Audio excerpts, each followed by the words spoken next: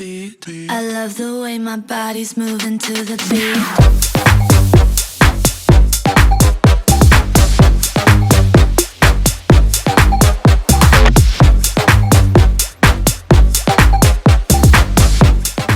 Hi, I'm Meenakshi Shedde. I'm here with the team of the fantastic Nepali film Shambhala that's in competition. We're here at the Berlinale Palast of the Berlin Film Festival. This is the director Min Bahadur Baum. This is the amazing cast. That's Karma Wangyal. That's Tenzing Dala. This is Tinli Lamo. This is Sonam Topden. Aziz Jan Baki, the director of cinematography. This is a really historic moment for us because it's the first time that a Nepali film is in competition in Berlinale. There's no Indian film here in competition and hasn't been for 30 years. So this is a total Nepali takeover because there are many other films as well and talents here. Min's first short film, Bansuli the Flute, was at the Venice Film Festival. His Kalo Poti, Black Hen, won the Fedora Award for Best Film in the Venice Critics Week. 2015, and now he's here with the first Nepali film in Berlinale competition. All guns blazing. What does it feel like, Min, to be here with Berlin? And is it the big reward of a long story of penance? Thank you so much, Meenakshi. Yeah, it was a long journey until now. So I feel very happy for the project that we have here. And I feel, of course, very happy and proud to represent our region and country, as you said. Yeah, I'm very happy to be here. Your film has a lot of ideas. It's quite complex. It's rich and layered and ambiguous as well, and deeply philosophical. Can you tell us what is your... To me, it is also telling us stories from the epics and still making it very modern. What for you was the central idea of the film that you wanted to explore? Actually, for me, whenever I make films, all my main characters, they are dealing with this, having this dilemma about life and searching freedom internally and externally. They are searching for something in life that are missed, that are left behind. Maybe it is my personal either choices or my reflection of myself, because I left my family, my hometown when I was very young. So it's always the character is looking for something externally, and internally it's also searching something like spiritually, philosophically. That's the main theme for all of my films, and that's the reflection of myself in reality. That's beautiful. The narrative is about Pema, whose character is played by Tinli. She's married to 3 brothers. And for me, there are also kind of resonances from our epics, Ramayana and Mahabharata, because she's married to 3 brothers. And then later there's an episode where her husband doubts her purity and she chooses to leave him and go her own path into some other kind of liberation. So these again are for us echoes from the Ramayana and Mahabharata and so on. But to you, you have also 2 masters in Buddhist philosophy, in political science, and working on a thesis in anthropology. These are very, for us, spiritual interests, but also academic interests, anthropological. So these are very richly layered things. Was there some 2 or 3 very poignant experiences from your childhood or youth which haunted you a lot, and that emotional connection made this film what it is? Actually, it's both. The first thing, as you said, of course, it's my personal curiosity that haunted me from the very beginning of my childhood, and the reflection of myself and my society. And besides that, probably it was haunted me from my previous life. It's all together. You see the belief systems and all these memories that we have till now. It's not only from this life, from long time back. So all this pushed me somehow to come up to this point to tell this particular story to the world. Wow. And you were very young, you said, when you left home. Do you know why you left home? Yeah, when I left home, I was almost like him, almost like Dava. That's extraordinary. Yeah, How at that come? time I was really almost 15 I was getting. I had that dream to come to Kathmandu to become a filmmaker. Oh my goodness. Okay, okay. So that fantasy, that dream I had from the age of 6. Oh my. When I first time saw film that in my hometown, my father brought this projector, and when I saw film first time, Which one? Do you remember? Yeah, it was a Nepalese film, and the first it called Pandragate. Okay. And later on, I was lots of other Bollywood films. How fancy, he had a projector at home. Very cool. Okay. It's not because of me, because of my father, because he was a photographer, journalist, and lovely. he was a Okay. government officer. And Okay. so when I saw film with my friends and my brother, all of them, they wanted to be an actor like Amitabh Bachchan and all those Dharmendra, Jitendra. At that time, we used to see all those Bollywood films. But from the first moment when I saw those films, something came in my mind that I was dreaming there must be somebody who asked them to do this and that. There must be somebody behind these actors who was telling them to do this or guiding them. Or, of course, at the time I didn't know it's a director or somebody else. But I always had this fantasy in my mind that one day I want to be that person who asked the actor to do this. Lovely. So lovely. later on, I chased my dream, this, that, and I always had fear with my parents. Maybe they wanted me to become businessman or politicians. That how everybody was in my family. So I wanted to go something beyond from my family members, my relatives, not into politics, not into business. So I wanted to find the place where I could learn theatre. So that's how I came to Kathmandu and joined theatre. Beautiful. And that's how it happened. Wonderful. Really, really lovely. So there are many essentially philosophical ideas in the film, but for me, it is personally, I think everyone reads different things into a very rich film. It is deeply, deeply, passionately feminist. And I'd like to ask Tinley, your character, I mean, you're married to 3 husbands, and through each of them, somehow, the impression I have, you're kind of disappointed, and I feel also the way the screenplay is written by Min and the wonderful Abhinash Bikram Shah, who couldn't be here, but they co-wrote the screenplay. Deeply feminist, but also it's kind of, to me, telling me that the men don't really match up, and it's women who are much stronger, and that you find your own path. How did you see your character, and how did you interpret it? As in the okay. How did you connect to your character? With the role Of Pema. of Pema. Yeah. I think. Can you speak into the Oh, mic? sorry. Yeah. I forgot. I think for me, I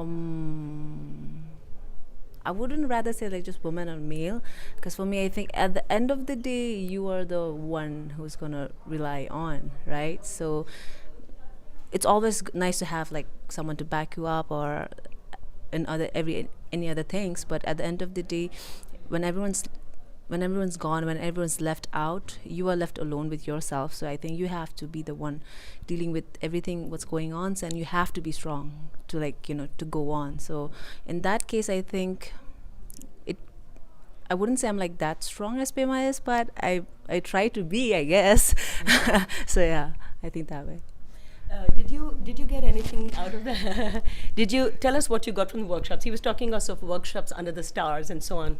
Tell me how you prepared for this character, because you're playing of so many characters and evolving further and further with each one, right? So tell us about those workshops and what you got from it. Workshops. I went to a 3-month workshop before the shooting, as per suggested by our director, and I think that was a really good suggestion, because like that helped me a lot. But as per the character, I think it kind of switches like very naturally, because with him I could be the different person, with him I can be a different person, and with him of course I can be a different person. So in that way, I think I didn't have to think much of how would I want to play with him or him or him. That was natural. Other than that, we were there for like two months early, right? So that was a really good thing for me. We got time to see the place. We got time to talk with the people, and they share the things, and we could see their routines and the how different it was for me, and the works they do. You think when you look at it, it's easy, right? It's not really easy. For the weaving thing, I had to adjust to the weaving things for a really long time. That was hard. So there's a house nearby, and that house was so nice to have me, and they don't even complain. They were, next time come Pema, next time. Then they offer me like teas, and that as a whole shows like how the lifestyle and how the people is. And I don't think that was, I think none of us was trying to hard to portray and like really show it, because like the lifestyle itself, like being there, kind of portrays it like so naturally and beautifully. So yeah. Thank you. So you've done mainstream films before, but this is your first big breakout film, right? That's lovely. Yeah. That's lovely. Tenzing Dalla has a body of work. He was in Margarita with, I think, 6 or 7 films and series. He was in Margarita with a Straw. He was in Akuni, in A.R. Rahman's 99 Songs, and many others. And tell us how you prepared for this role, because you're kind of, to me, a kind of bad guy who kind of is a good guy, but kind of has weaknesses. But it's interesting to me because your character allows her to evolve in a different direction, and also has for us definitely echoes in South Asia of the epics and so on. So what did the role mean to you? Thank you, Meenakshi. To paint it into black and white, I agree. And I think the basic flaws of us as humans, the imperfections us as humans, that's what I think I got through the script, and the screenplay was intact. There was nothing to do. There was nothing much to do. Oh, you're too modest. Come on. Yeah. And it was just playing through the pages written by Minla. So it was just that. And I think everyone has grey in us. So that was the approach, like not seeing through the lens of right and wrong. So yeah, I just followed whatever he wrote on the text. So. You guys are terrifyingly modest, I have to say. Sonam, you have a fantastic career as a singer, composer, songwriter. And of course, you've worked in films before. But what was the particular challenge of this?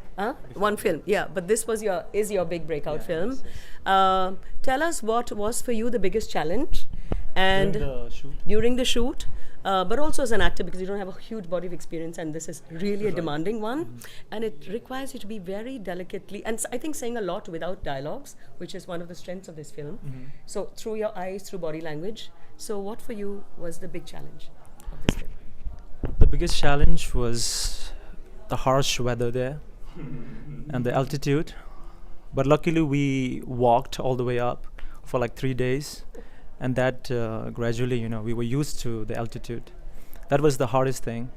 Other than that, I didn't feel any hardship in the mountain, because when I was there, I thought I belonged there. Oh. Because I'm from Himalayan region, so we all are, All I guess. of them. Yeah. So for me, it was a dream come true, because we are making a film related to Himalayan, and it's a big opportunity, and it's a big opportunity to show the world how the Himalayan region people lives there. So I really didn't feel any hardships there, because we have a fantastic team over there.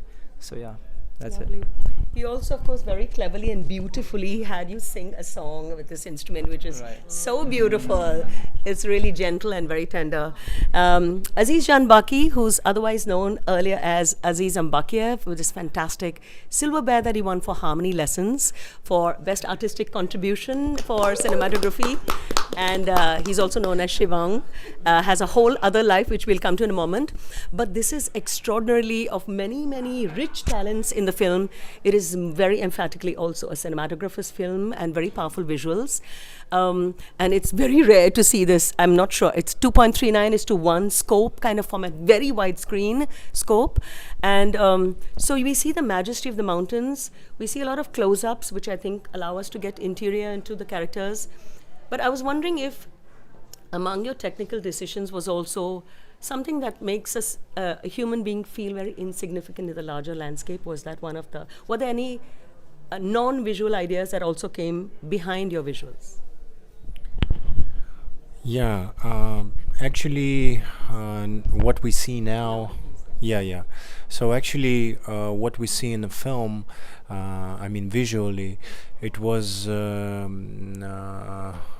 it was done through the long conversation with Min, and I have to say that. Um, when we shot our first debut film, it was my biggest mistake to tell to Min like let's do mise en scene, yeah. And actually, when I came this time, from the very beginning he told me that we will do mise en scene, yeah. And I said, look, yeah, it's a good idea, but let's see. Maybe we will go for good close-ups, And we found the way. We found the middle point, and I'm very happy that. Actually, to be honest, the film is very simple, and the camera is very simple. And what we tried is that the camera should not be separated and should not be divided from the characters. So that was the most difficult thing, especially for me, not to be divided from the story, divided from the dramaturgy, but be inside of that. So that was the hardest thing. Wow. Yeah. Okay. And Aziz is also known as Shivang. He has a whole rich life in Varanasi in India. He's a Shiva Bhakt, and I think it's interesting that a lot of you all seem to have spiritual journeys of your own even before this film, and this film is kind of taking it forward. Can you tell us a little about that, and whether that approach or that kind of interest informed this film and your work in this film? Yeah, I think this is not a coincidence that we met with Min, because I think the first reason why we are working together, first of all, it's his spirituality, that he not denying the things which is like above the life, above the rural things.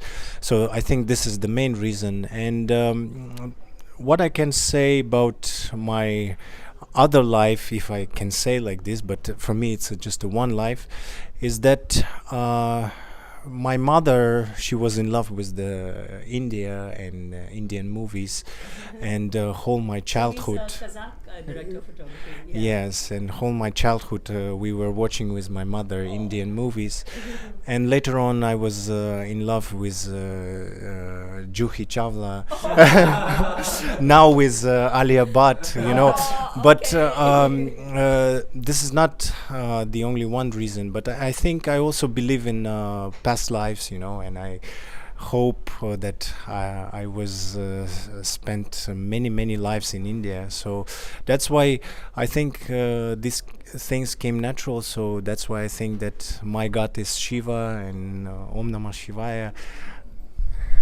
So beautiful. This is lovely. This is lovely. Karma Wangyal just flew to Berlin this morning. Would be very, please to translate, this would be an incredibly tough shoot for him. What to him was the best part still of making this film?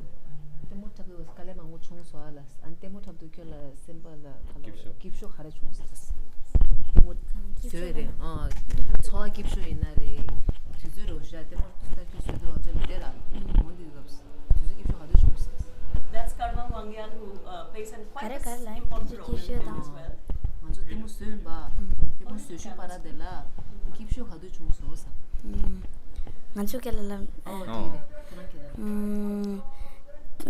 Demo chapter Jisho de nga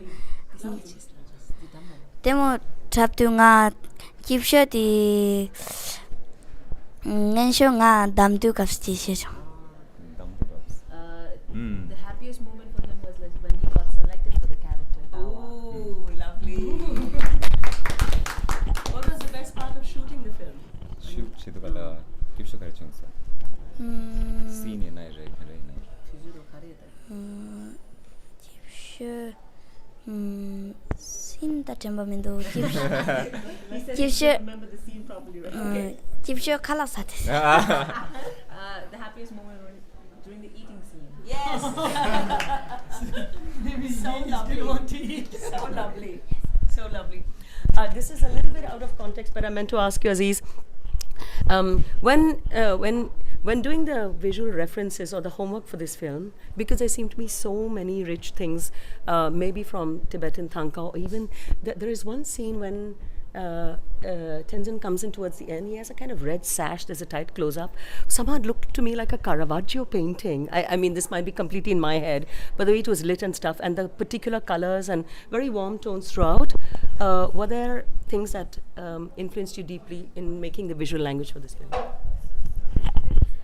Yeah, like if to say shortly, very shortly, that when I worked in Russia or in Kazakhstan, I tried to bring there some Asian aesthetic, bringing there some Oriental aesthetic. But when we started to work with Min, the one of the thing was it's also bringing to the Nepali cinema some European aesthetic. So that's why we were talking a lot about the paintings, so not only relying on Tibetan tradition or Nepalese tradition, but also discussing different paintings. Thank you. Okay, last quick question. I want to ask Min. This was helicopter. Yeah, there were helicopter rescues, motorcycle accidents, all kinds of things that went on. And you said you became a different person or a better person throughout after the shoot. Tell us what you meant. No, I mean there was of course You grew lots. up after the film. Yeah, lots of difficulties during the shooting and during the process of this film. So personally, I learned so many things to overcome these situations, and me and my team, what I believe, we learn the value of life, human life, relationship, and we better learn so many things that are very small things, the tiny things that gives you happiness. That I really learned these small tiny things that changed my life after the shooting of this film. Thank you so much. Thank you so much. Thank you to each of you. I really appreciate. All the best for the big world premiere tomorrow. Thank you. so much. Thank you. I love the way my body's moving to the beat.